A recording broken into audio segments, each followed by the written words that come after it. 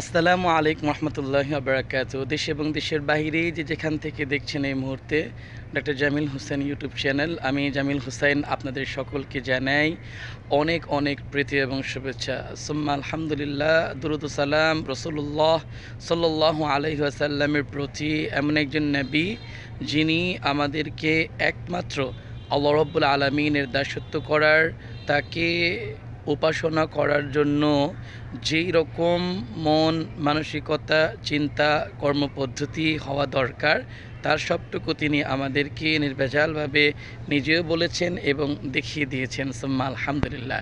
সম্মানিত উপস্থিতি, আমরা এই মুহূর্তে বৃষ্টি ভেজা, এবং বৃষ্টি ভেজা বললে ভুল হবে, আসলে ঢাকাকে অনেকেই ইতিমুহূর্তে অনলাইনে কক্সেস বাজার বলে আখ্যায়িত করেছে। বিশেষ করে যেখান থেকে আমি এসেছি, বন্যায় প্লাবিত বললে কোনো অংশে কম হবে না।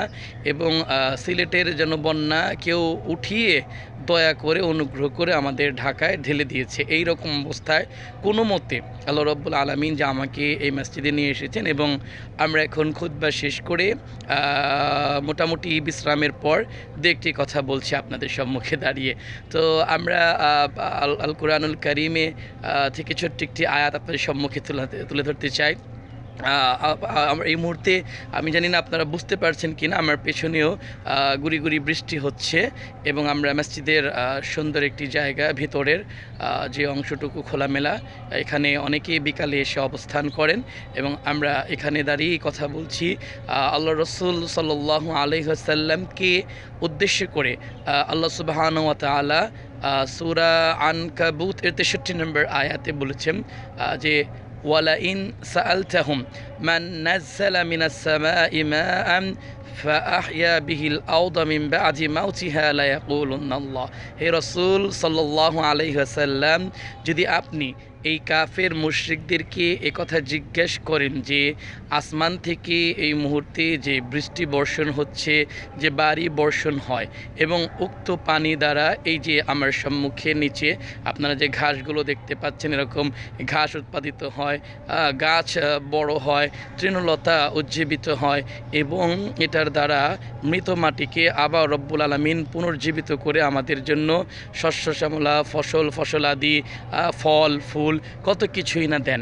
তো এটা কে করেন? অর্থাৎ বৃষ্টির মাধ্যমে জমিনকে সজীবিত করে সেটাকে আবার এখান থেকে যে সমস্ত বেনিফিট মানুষের উদ্দেশ্যে দেওয়া হয়, সেগুলো কার পক্ষ থেকে? আপনি দেখবেন যে রাসূল সাল্লাল্লাহু আলাইহি সাল্লাম, কাফের মুশরিকরা পর্যন্ত এই কথা স্বীকার যায় যে এটা একমাত্র রব্বুল আলামিনই করেন। অবশ্যই অবশ্যই আল্লাহই হচ্ছেন এর পিছনে একক পরিচালক। কিন্তু তারপরেও তাদের এই কর্মকাণ্ড হওয়া সত্ত্বেও তারা মুশরিক। কেন? কারণ তারা আল্লাহ রাব্বুল আলামিনের পাশাপাশি তার সমকক্ষ দাঁড় করাতো, এবং তার ইবাদতের মধ্যেও কোনো মাধ্যম সাব্যস্ত করত। যেমনটি আমরা আধুনিক যুগে এসেও দেখি, বাংলার মাটিতে অনেকেই মনে করেন যে পীর সাহেবের সাথে যদি সম্পর্ক না থাকে তাহলে আল্লাহ পর্যন্ত পৌঁছানো যাবে না, কেননা পীর কামিল হয়ে গিয়েছে, এবং পীরের কলব বা অন্তর আল্লাহ পর্যন্ত পৌঁছে গিয়েছে। এখন যদি মুরিদ তার এই পাপী কলবকে পীরের কলবের সাথে মিশ্রিত করে আল্লাহ পর্যন্ত পৌঁছাবার ব্যবস্থা করেন, তাহলে সে নাজাত পাবে। নাউজুবিল্লাহ।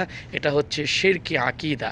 আর এটা কতটা ভয়াবহ যে আব্দুল্লাহ ইবনে মাসউদ রাদিয়াল্লাহু তাআলা আনহু তিনি বলেন যে সাআলতু রাসূলুল্লাহ সাল্লাল্লাহু আলাইহি ওয়াসাল্লাম, আমি রাসূলুল্লাহ সাল্লাল্লাহু আলাইহি ওয়াসাল্লামকে জিজ্ঞেস করলাম যে আকবারুল কাবাইর ইনদাল্লাহ, যে আল্লাহ রাব্বুল আলামিনের কাছে সবচাইতে বড় গুনাহ, সবচাইতে গর্হিত কাজ কোনটা? কলা, নবী সাল্লাল্লাহু আলাইহি ওয়াসাল্লাম বললেন যে আনতাজআলা লিল্লাহি নিদ্দান ওয়া হুয়া খালাকাকা, যে তুমি আল্লাহ রাব্বুল আলামিনের সাথে অন্য কাউকে শরীক করবে, অংশী করবে, অথচ তুমি জানো তিনিই তোমাকে সৃষ্টি করেছেন। ইমাম বুখারী তার আস-সহিহুল বুখারী এর ৪র্থ খণ্ডের ১৬২৬ নম্বর হাদিসে এই কথাটুকু আল্লাহ রাসূল সাল্লাল্লাহু আলাইহি ওয়াসাল্লাম থেকে নকল করেছেন। সুতরাং আমার বন্ধুরা, আধুনিক এই যুগে আমাদেরকে খেয়াল রাখতে হবে আমরা যেন কোনো অবস্থাতেই আল্লাহর কাছে পৌঁছাবার জন্য কোনো রকমের মাধ্যম সাব্যস্ত না করি।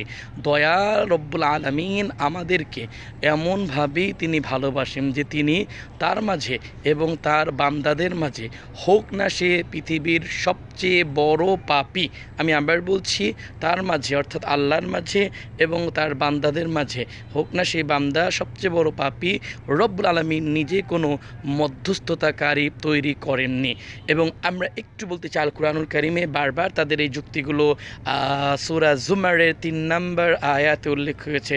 তারা বলতেন যে মা না'বুদুহুম, আমরা তো এই যে এগুলোর ইবাদত করি না। যেমনটা আপনারা যদি কখনো শুনে থাকেন, ডক্টর জাকির নায়েকের সাথে শ্রী শ্রী রবিশঙ্কর একটি কড়া ডিবেট হয়েছিল। সেখানে তাকে বলতে বলা হয়েছিল যে হিন্দু ধর্মের কোন গ্রন্থে মূর্তি পূজার কথা বলা আছে, সেখানেও তো একক ঈশ্বরের কথা আছে। তখন রবিশঙ্কর বলেছিলেন এটা আমিও জানি, সেখানে একক ঈশ্বরের কথা বলা আছে, কিন্তু আমরা বহু বছর ধরে চলে আসা এই যে গরু কিংবা যাকে আমরা মা মনে করি, এরপর হাতি, এরপর পেঁচা কিংবা সরস্বতী, যতগুলো আমরা দেবদেবী, শিবের পূজা, মূর্তি পূজা আমরা এগুলো করি, আসলে আমাদের এটা একটা শ্রদ্ধা এবং ভক্তি, এবং আমরা এটা ঈশ্বরের কাছে পৌঁছাবার জন্য করি। ঠিক হিন্দু ধর্মের যে আকিদা, তদানীন্তন যুগে আল্লাহর প্রতি বিশ্বাস করেও রাসূলুল্লাহ সাল্লাল্লাহু আলাইহি ওয়াসাল্লামের যুগে এক শ্রেণীর লোকের এমনটি আকিদা ছিল। তাই আল্লাহ সুবহানাহু ওয়া তাআলা সুস্পষ্ট বলেছেন, অনেকেই এমন হবে, মান ওমা ইউমিনু আকসারুহুম বিল্লাহ ইল্লা ওয়া হুম মুশরিকুন, তারা দাবি করবে যে আমরা আল্লাহর প্রতি ঈমান এনেছি, অথচ তারা মুশরিক। অতএব সম্মানিত শ্রোতামণ্ডলী, আমি আপনাদের কাছে সংক্ষিপ্ত আকারে শিরকের ভয়াবহতা সম্পর্কে দুটো কথা আপনাদের সামনে তুলে ধরলাম। আমি আশা করব যে আমাদের সবসময় এটা মনে রাখতে হবে যে তাওহীদ যদি না থাকে, আকীদা যদি সঠিক না থাকে, তাহলে আমাদের আমলগুলো গুড়িয়ে দেওয়া হবে। ওয়াজআলনাহু হাবাআম মানসুরা, সূরা বনী ইসরাঈল যেটা বলা হয়েছে, তাদের আমলগুলো একেবারে ধুলায় মলিন করে উড়িয়ে দেওয়া হবে, যেন মনে হচ্ছে যে কিছুই নেই আর নিজেদের খাতে। অতএব আল্লাহ সুবহানাহু ওয়া তাআলা আমাদেরকে নির্ভেজাল তাওহীদ, কুল হুয়াল্লাহু আহাদ, আল্লাহ যে একক, যে স্বীকৃতি আমরা দিই ওয়াহদাহু লা শারীকা লাহ, সেটার উপর যেন সর্বদা অবিচল থাকার তৌফিক দান করেন। আমিন। ওমা আলাইনা ইল্লাল বালাগুল মুবিন। আসসালামু আলাইকুম ওয়া রাহমাতুল্লাহি তাআলা ওয়া বারাকাতুহু।